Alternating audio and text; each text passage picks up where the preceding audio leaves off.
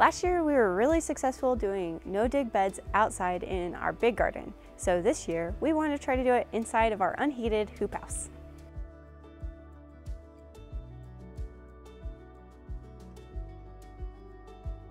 So we're doing the no-dig beds inside of our greenhouse because last year we did it outside in our big garden and it was a really great success. We wanted to do it in the greenhouse this year so that I can get some flowers earlier in the summer and maybe even in the spring.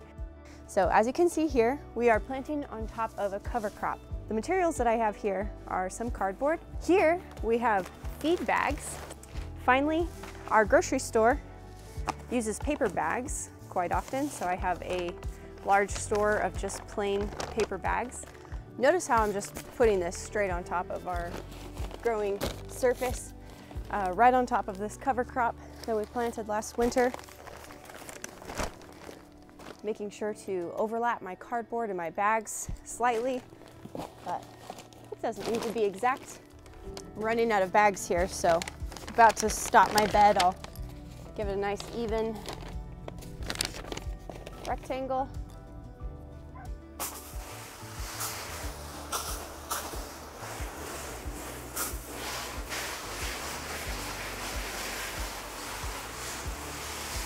So this compost is horse manure and wood chips that we got from our neighbor. It's been sitting on our property for about a year now, so it's ready to be planted in.